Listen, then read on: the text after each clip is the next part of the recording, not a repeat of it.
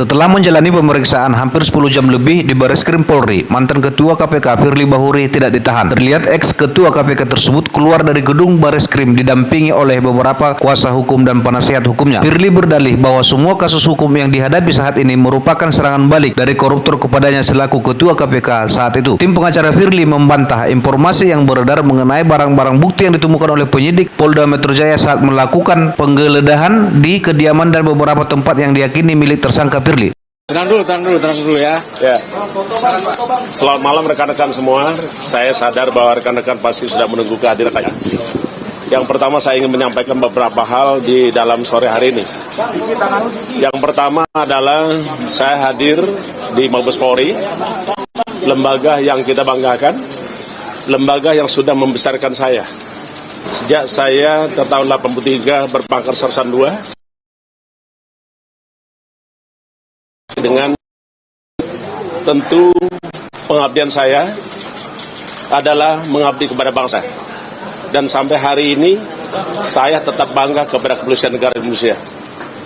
Yang kedua, saya juga ingin menyampaikan kepada rekan-rekan semua bahwa saya sangat taat kepada hukum, menjunjung tinggi supremasi hukum, dan tentulah kita sadar bahwa negara kita adalah negara hukum, Rechtsstaat.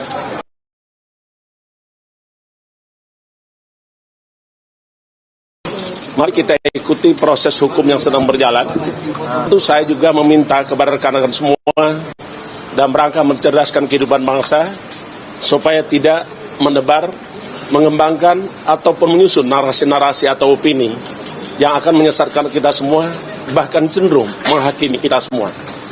Yang ketiga, saya juga ingin menyampaikan kepada rekan-rekan semua, saya sangat apresiasi atas kehadiran serta perhatian seluruh rakyat Indonesia, rekan-rekan media yang telah memberikan perhatian kepada kami.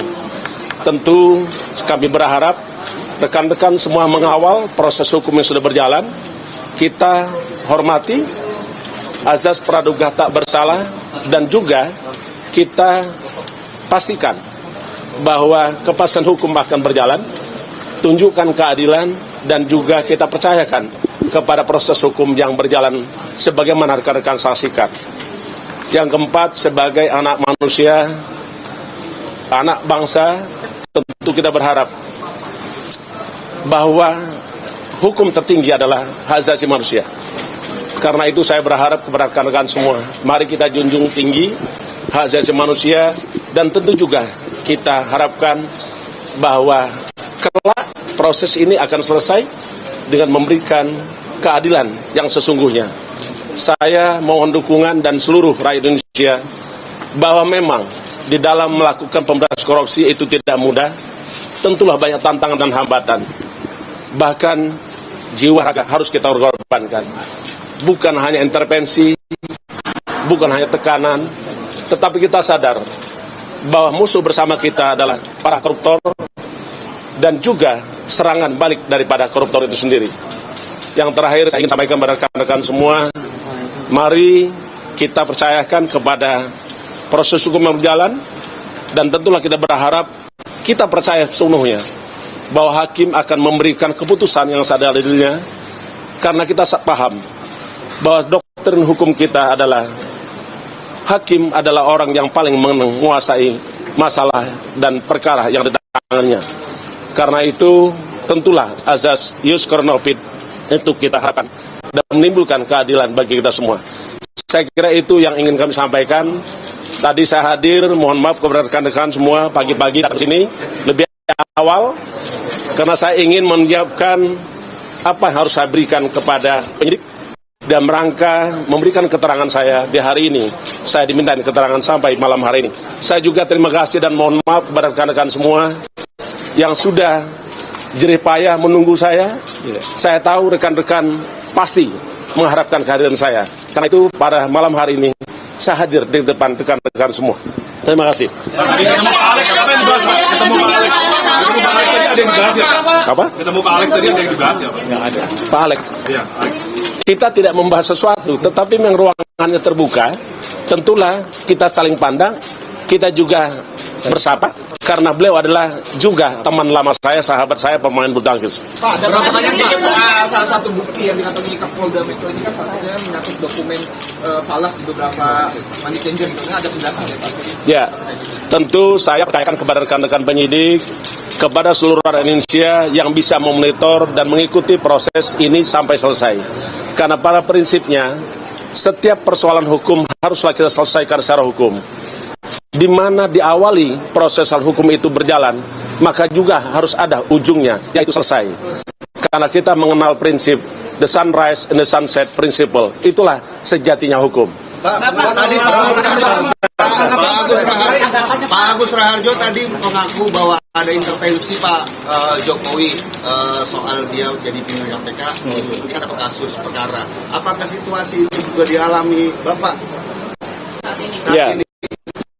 Kita menyadari bahwa saya kira setiap pimpinan pasti akan menghadapi segala tantangan, hambatan, bahkan juga bisa jadi intervensi maupun tekanan. Karenanya, jangan pernah menjadi pimpinan KPK kalau tidak berani untuk diintervensi, tidak berani untuk melawan tekanan, karena sesungguhnya keselamatan kita semua memang ada di pundak pimpinan KPK untuk membersihkan negeri ini dari praktek-praktek korupsi. Saya kira semua orang akan mengalami rasa tekanan, intervensi, dan lain. Tinggal kita memilih apakah kita berani untuk melawan tekanan itu atau tidak. Rekan-rekan pasti melihat kenapa akhir-akhir ini terjadi. Mungkin juga terjadi ada tekanan atau yang lain-lain. Terima kasih ya.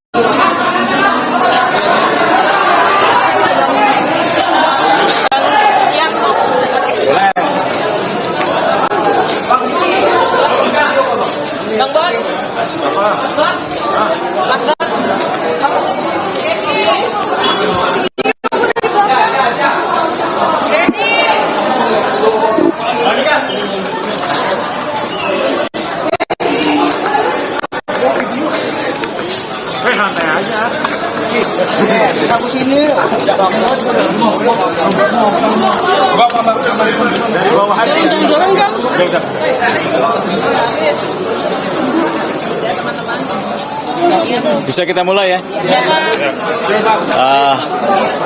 Selamat petang rekan-rekan jurnalis dan media sekalian.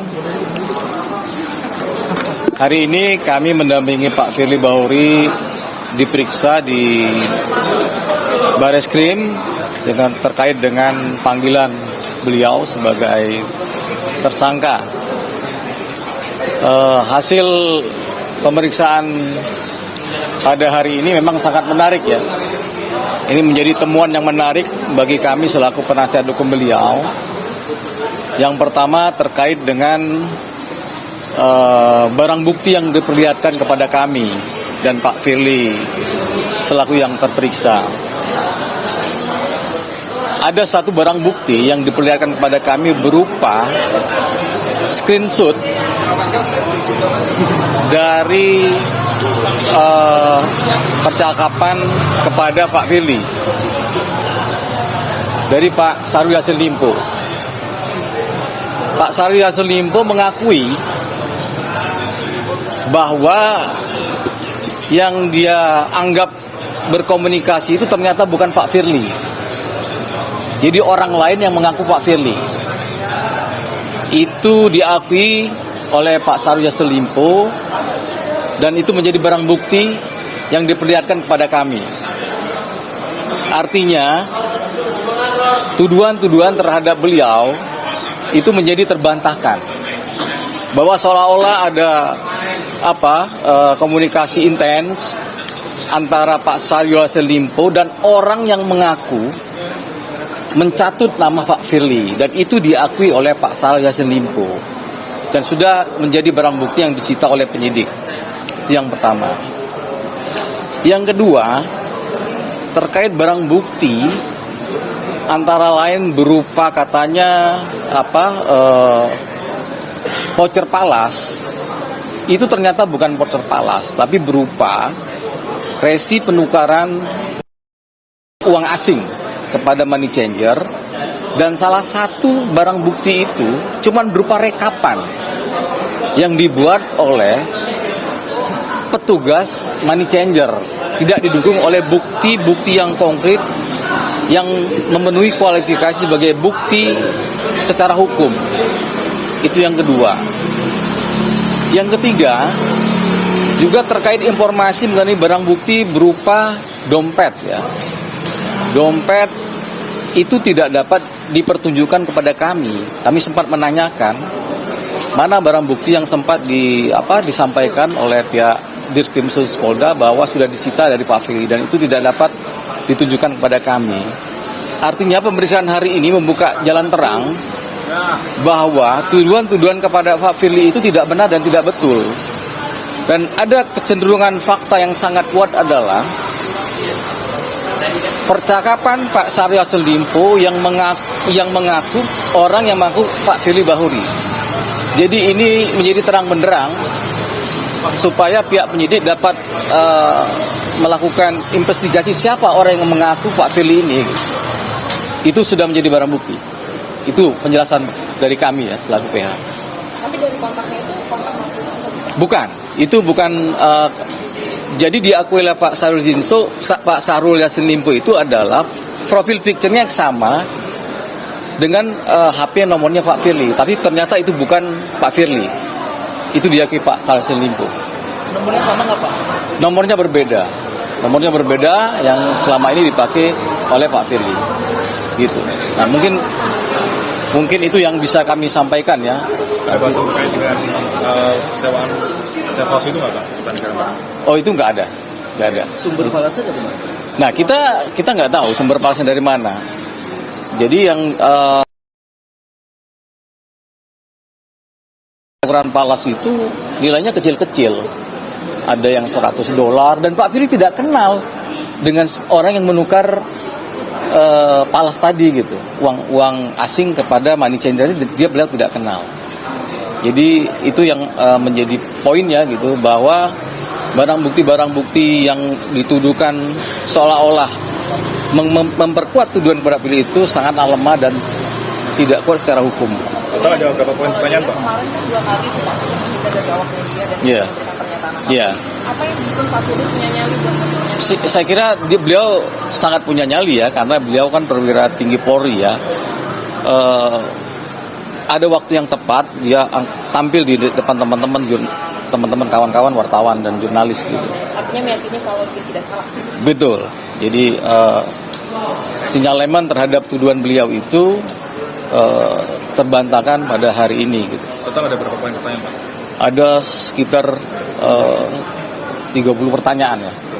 Pertanyaan dari jam 9 pagi. Soal info katanya itu dibeli dari Oh, nggak ada. Itu tidak betul. Jadi bisa diklarifikasi kan, kebetulan penyewa pertamanya Pak Alex kan diperiksa juga kan. Jadi itu clear bahwa yang meneruskan itu sewa Pak Firly, bukan dibeli oleh Pak Firly. Jadi untuk selanjutnya Pak, setelah dari pemeriksaan yang saat ini, Ya kita tetap menunggu ya, menunggu proses.